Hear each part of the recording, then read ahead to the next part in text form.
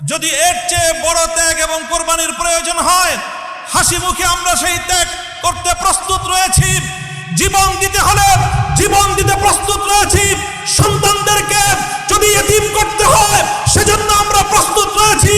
স্ত্রীদেরকে যদি বিধবা করতে হয় সেজন্য আমরা প্রস্তুত রয়েছি। মায়ের বুক যদি আমাদের খালি করতে হয়, আমাদের মায়েরা বুক খালি করে চোখের অশ্রুতে তাদের কলিজার টুকরা সন্তানদেরকে মাটির নিচে খোদার হাতে সুপর্দ করবে। কিন্তু ইসলামের জন্য, ইসলামের বিপক্ষে কোন শত্রুর সাথে এক মুহূর্তের জন্য আপোষ করতে প্রস্তুত নয়।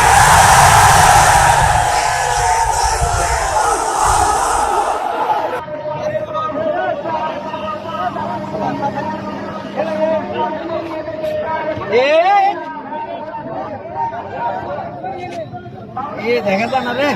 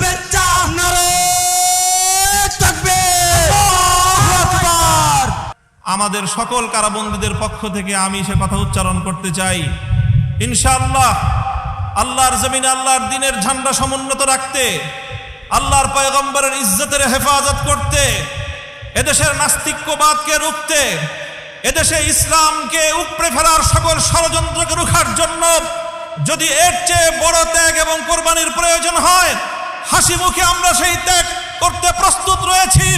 জীবন দিতে হলে জীবন দিতে প্রস্তুত রয়েছি। সন্তানদেরকে যদি এতিম করতে হয় সেজন্য আমরা প্রস্তুত রয়েছি। স্ত্রীদেরকে যদি বিধবা করতে হয় সেজন্য আমরা প্রস্তুত রয়েছি। মায়ের বুক যদি আমাদের খালি করতে হয়, আমাদের মায়েরা বুক খালি করে চোখের অশ্রুতে তাদের কলিজার টুকরা সন্তানদেরকে মাটির নিচে খোদার হাতে সুপর্দ করবে। কিন্তু ইসলামের জন্য, ইসলামের বিপক্ষে কোন শত্রুর সাথে এক মুহূর্তের জন্য আপোষ করতে প্রস্তুত নয়।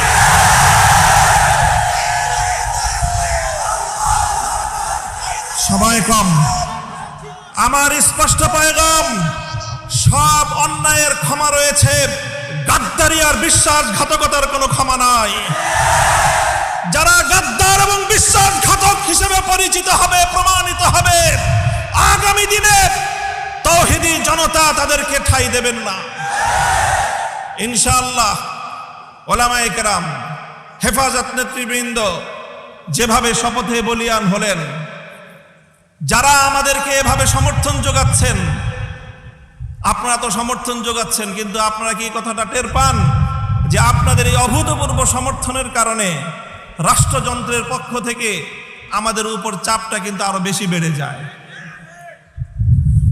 এই যে আজকে আমাদের উপরে এই অকথ্য নির্যাতন, এই যে লাঞ্ছনা, এই যে গঞ্জনা আমাদের উপর, কারণ এদেশের মানুষ আমাদেরকে ভালোবাসে, কারণ আমরা যেখানে যাই মানুষ আমাদের প্রতি আবেগ এবং উচ্ছ্বাস প্রকাশ করে। এখন আপনারা যদি আবেগ আর উচ্ছ্বাস প্রকাশ করে ঘরে গিয়ে বসে থাকেন চুপ করে, তাহলে আমাদের উপর কিন্তু চাপটা, জুলুমের স্টিম রোলারটা আমাদেরকে কিন্তু নিষ্পেষণ করে দিবে। তখন আপনাদের আবেগ প্রকাশ করার কিন্তু আর কোনো জায়গা অবশিষ্ট থাকবে না। এই জন্য আমি আজ আমাদের আমির, এই জনপদের সকল আলেম ওলামার আমির, এই জনপদের কোটি কোটি তাওহীদি জনতার অবিসংবাদিত আধ্যাত্মিক রাহবার আল্লামা মুহিবুল্লাহ বাবু নগরীর এই মজমাকে সারা দেশের প্রতিনিধিত্বশীল মজমা হিসেবে গ্রহণ করে আমি এ জাতির কাছ থেকে জিজ্ঞাসা করতে চাই, আগামী দিনে ইসলামের কথা বলার অপরাধে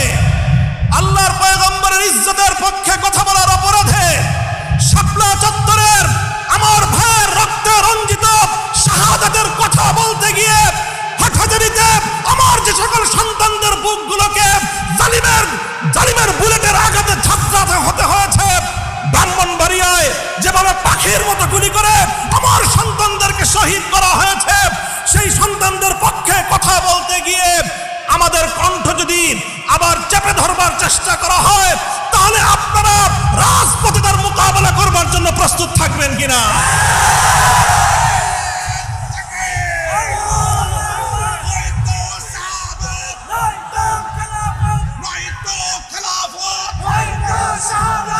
সংগ্রামী সাথী ও বন্ধুগণ,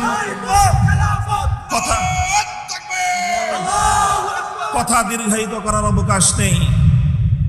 আমি আমার দীর্ঘ কারাবন্দিত্বের সময়ে আল্লাহ পাক রব্বুল আলামিনের রহমতের উপর আমার আস্থা, অবিচল বিশ্বাস ছিল যে আল্লাহ রব্বুল আলামিন নতিজা ভালো করবেন, উত্তম ফলাফল আমাদেরকে দিবেন, সেই আস্থা এবং বিশ্বাস ছিল।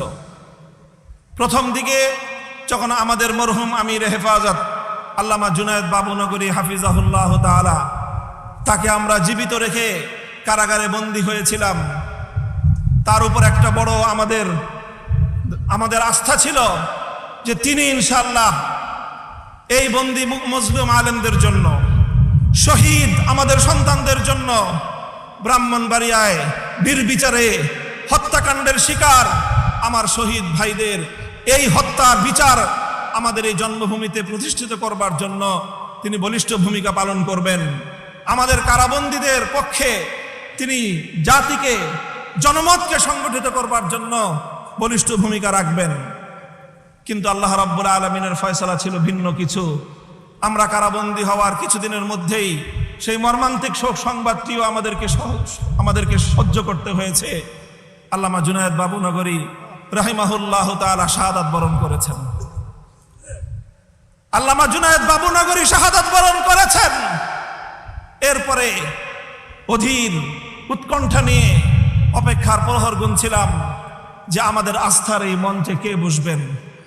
যখন জানতে পারলাম ওলি ইবনে ওলি, এ জাতির শ্রেষ্ঠ সন্তান, আস্থার মূর্ত প্রতীক আল্লামা শাহ মুহিবুল্লাহ বাবুনগরী হাফিজাহুল্লাহ তাআলা ইমারতের এই ঝান্ডা তিনি নিজ হাতে তুলে নিয়েছেন, সিজদায় শুকর আদায় করেছি, আস্থায় বুক বেঁধেছি যে ইনশাআল্লাহ একদিকে তিনি আরশের মালিকের সঙ্গে রাতের বেলায় চোখের অশ্রু ছেড়ে তিনি এই সংকট উত্তরণের জন্য আল্লাহ পাক রব্বুল আলামিনের সাহায্যকে জমিনে টেনে আনবার জন্য চেষ্টা করবেন।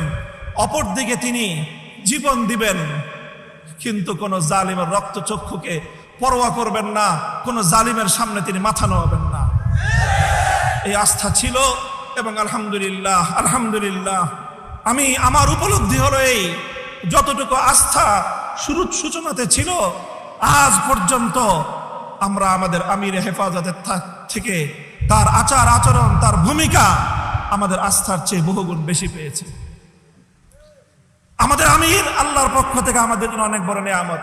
ইনশাআল্লাহ আমির হেফাজতের হাতকে যদি আমরা এভাবে শক্তিশালী রাখতে পারি, এদেশে আমাদেরকে জুলুম করতে পারবে, আমাদেরকে গুলি করে হত্যা করতে পারবে, কারাগারগুলোকে আমাদেরকে দিয়ে ভরপুর করতে পারবে। বাংলাদেশে কারাগারের সর্বমোট আসন হলো 70,000। কয় হাজার? আমরা শাপলা চত্বরে গিয়েছিলাম, কমপক্ষে হলো 20 থেকে 25 লক্ষ। 70,000 হেফাজতের কর্মীরা কারাবন্দী হবে, কিন্তু জালেমের সামনে মাথা নোয়াবে না। এই দেশের 1 ইঞ্চি মাটি নাস্তিক্যবাদ এবং ইসলাম বিদ্বেষের জন্য কারো হাতে ইজারা দেবে না ইনশাআল্লাহ। আল্লাহ পাক আমাদের সকলকে তৌফিক দান করুন, কবুল করুন। আমাদের আমির হেফাজত সহ আকাবিরিনদেরকে আল্লাহ পাক দীর্ঘ নেক হায়াত দান করুন। ওয়া আখিরু দাওয়ানা আলহামদুলিল্লাহি রাব্বিল আলামিন। আসসালামু আলাইকুম ওয়া রাহমাতুল্লাহ।